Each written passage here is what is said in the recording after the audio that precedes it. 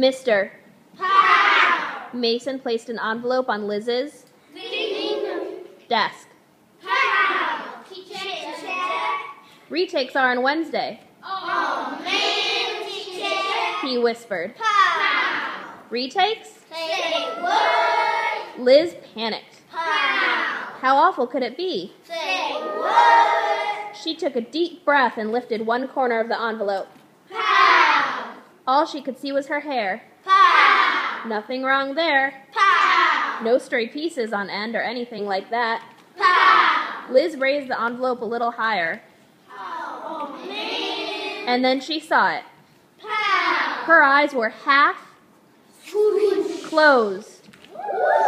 She slammed the envelope back down before anyone else could see.